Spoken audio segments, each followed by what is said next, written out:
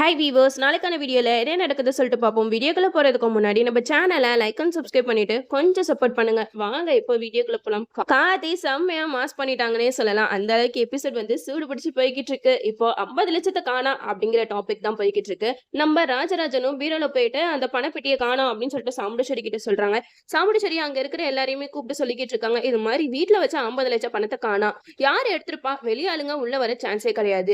நம்ம வீட்டுல உள்ளவங்க யாரும் இந்த பணத்தை எடுக்கிறது வாய்ப்பு இல்ல. அப்ப எப்படி பணம் வந்து வெளியில போயிருக்கும், ஒண்ணும் புரியலையே அப்படின்னு சொல்லிட்டு சாமுண்டேஸ்வரி குழம்பி போயிட்டு இருக்கும்போது நம்ம சந்திரா வந்து படப்படன்னு ஒரு மாதிரி ஆகுறாங்க. அதை எல்லாருமே நோட் பண்ணிக்கிட்டு இருக்காங்க. சந்திரா வந்து அவங்களே முன்ன வந்து சொல்றாங்க, அக்கா உனக்கு இதுல இருந்தே நல்லா தெரியலையா, இந்த வீட்டுல உள்ள யாராவது தான் இந்த பணத்தை எடுத்திருக்கணும், வேற யார் எடுத்திருப்பா, தோ நிக்கிறானே டிரைவர், அவன் தான் எடுத்திருக்க, நிறைய வாய்ப்புகள் இருக்கு அப்படிங்கிற மாதிரி சொல்ல இதை கேட்ட ரேவதிக்கு செம்ம கோவம் வருது. என்ன சித்தி, அடிக்கடி ஏன் புருஷனை தான் நீங்க குறை சொல்லிக்கிட்டே இருப்பீங்களா, அவர் தான் எடுத்திருப்பான்னு நீங்க எப்படி கரெக்டா சொல்றீங்க, அதுக்கான ஆதாரம் ஏதாவது உங்ககிட்ட இருக்கா அப்படிங்கிற மாதிரி ரேவதி வந்து செம்மையா கேக்குறாங்க. அதுக்கு சந்திரகலா சொல்றாங்க, ஆதாரம் எதுக்கு, அவன் தானே இந்த பணத்தை கொண்டு வந்து கொடுத்தான், ஒருவேளை அவனுக்கு ஏதாவது பணத்தை இருந்திருக்கலாம், இல்லைன்னா அவனுக்கு கமிஷன் கொடுக்கல அப்படிங்கிற கோவத்துல இந்த பணம் எல்லாத்தையுமே சுருட்டிட்டு போயிருக்கலாம்ல அப்படிங்கிற மாதிரி சந்திரா சொல்றாங்க. இதை கேட்ட சாமுண்டேஸ்வரி வந்து, மாப்பிள்ள உங்களுக்கு ஏதாவது பண தேவை இருந்தா என்கிட்ட கேட்டிருக்கலாம்ல, ஏதாவது தேவை இருக்கா அப்படிங்கிற மாதிரி கேட்க இதை கேட்ட ரேவதிக்கு இன்னும் கோவம் வருது.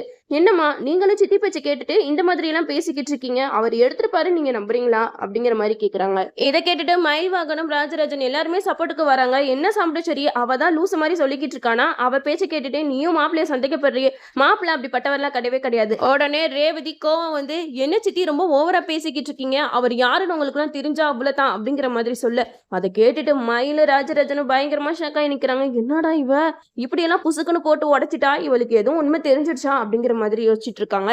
இந்த சைடு நம்ம காத்தியும், என்ன ரேவதி நீ இப்படி எல்லாம் பேசுற அப்படிங்கிற மாதிரி பார்க்க இந்த சைடு நம்ம சந்திரகலா வந்து, சொல்லு ரேவதி, உண்மையை சொல்லு, இன்னும் வாயில இருந்து நிறைய உண்மைகள் வரும் நான் எதிர்பார்க்கிறேன், என்ன உன் புருஷன் யார் என்னங்கிற உண்மையெல்லாம் உன்கிட்ட சொல்லிட்டானா அப்படின்னு சந்திரா ரேவதியை பார்த்து கேட்குறாங்க. உடனே ரேவதிக்கு என்ன சொல்றதுனே தெரியல. அந்த இடத்துல, இல்லம்மா நம்ம கம்பெனியை மேலே கொண்டு வந்தது யாரு, இந்த ராஜா தானே, அவன் நினைச்சிருந்தா என்னென்னமோ பண்ணிருக்கலாம், ஆனா அவன் நேர்மையா இருக்க போய் தான் அந்த 50 லட்சத்தை உங்க கையில வந்து ஒப்படைச்சான். ஆனா இப்ப அந்த பணம் காணணும்னு எல்லாரும் அவனையே சந்தேகப்பட்டு பாக்குறீங்க, அது எனக்கு ரொம்ப கஷ்டமா இருக்கு அப்படிங்கிற மாதிரி ரேவதி சொல்றாங்க. உடனே சாமுண்டேஸ்வரி சொல்றாங்க, இல்ல மாப்பிள்ள நான் தப்பா கேட்டிருந்தேன், நீ மன்னிச்சிருங்க, நான் உங்களுக்கு ஏதாவது தேவை இருக்காதான்னு கேட்டேனே தவிர நீங்க தான் அந்த பணத்தை எடுத்தீங்களா நான் கேட்கல அப்படின்னு சொல்லிட்டு சொல்றாங்க. அதுக்கு காத்தி சொல்றாங்க, இல்ல அத்தை நான் எடுக்கல, இந்த வீட்டுல இருக்கிற யாரோ தான் இந்த வேலையை பண்ணிருக்கணும் அப்படின்னு சொல்லிட்டு சந்திரகலாவை பார்த்து சொல்ல சந்திரகலாவும் ஒரு மாதிரி குறுகுறுன்னு பாக்குறாங்க. என்னடா இவனுக்கு நம்ம மேல சந்தேகம் வந்துடுச்சோ அப்படிங்கிற மாதிரி பாத்துக்கிட்டு இருக்காங்க. உடனே சந்திரா வந்து, என்ன எல்லாரும் என் பக்கம் பார்வை திருப்புறீங்க, உடனே நானா எடுத்தேன்னு சொல்லிட்டு எல்லாரும் சொல்வீங்க போல அப்படிங்கிற மாதிரி முந்திக்கிட்டு பேசுறாங்க. உடனே மயில்வாகனும், என்ன சின்னத்தை, உங்களை யாருமே எந்த ஒரு பழி சொல்லல, அதுக்கு முன்னாடி நீங்களே வந்து என் மேல சந்தேகப்படுறீங்களா அப்படி இப்படின்னு கேட்டு துள்ளி குதிக்கிறீங்க அப்படின்னு செம்மையா நம்ம சந்திரகலாவை லாக் பண்றாங்க. இந்த சைடு நம்ம ரேவதி சொல்றாங்க, எனக்கு தெரியும் இந்த வீட்டுல யாரு பணத்தை எடுத்துட்டு போனான்னு, சித்தி நீங்க தானே நைட் நேரம் அந்த பணத்தோட பெட்டியை எடுத்துட்டு போனீங்க, அதை நான் என் கண்ணால பார்த்தேன் அப்படிங்கிற மாதிரி சொல்ல உடனே சாமுண்டேஸ்வரி, என்ன சந்திரா ரேவதி சொல்றதெல்லாம் உண்மையா அப்படிங்கிற மாதிரி கேக்குறாங்க. இல்லக்கா நானா பணத்தை எடுத்துட்டு போல, அவ ஏதோ கனவு கண்டிருப்பா போல, என் மேல இருக்கிற கோவத்துல எல்லாருமே என் மேல பழி சொல்லிக்கிட்டு இருக்காங்க அப்படிங்கிற மாதிரி சொல்றாங்க. வேற வழி இல்லாம நம்ம கார்த்திக் வந்து அவர் கையில இருக்கிற பணத்தை போட்டு ஒரு பெட்டியில வச்சு அந்த இடத்துல வச்சிடுறாங்க. மயில்வாகனம் ராஜராஜன் எல்லாருமே சாமுண்டேஸ்வரி அசிங்கப்படக்கூடாது, இந்த போட்டியில நிக்கணும் அப்படின்னு சொல்லிட்டு அந்த பணத்தை பிளான் பண்ணி வச்சு கடைசியில அந்த பணம் இருக்கிற மாதிரி காட்டிடுறாங்க.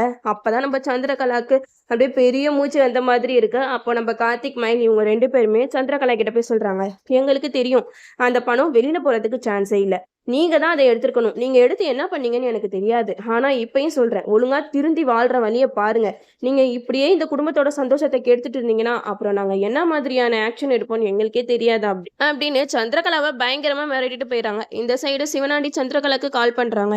என்ன சந்திரா அங்க நிலவரம் எப்படி போயிட்டு இருக்கு அப்படின்னு சொல்லிட்டு கேட்க அதுக்கு சந்திரா சொல்றாங்க, நீங்க வேற, நான் எப்படியாவது இந்த பழியை தூக்கி அந்த ராஜா மேல போட்டு அவனை வீட்டை விட்டு துரத்தலாம்னு சொல்லிட்டு பார்த்தா அவன் அதுல இருந்து எஸ்கேப் ஆயிட்டான், அவன் நம்மளை விட தந்திரக்காரனா இருப்பான் போல, நம்ம பண்ற வேலையெல்லாம் தெரிஞ்சுக்கிட்டு அப்படியே நம்மளே லாக் பண்ணிடுறான் அப்படிங்கிற மாதிரி சந்திரகலா சிவனாடி கிட்ட சொல்லிக்கிட்டு இருக்காங்க.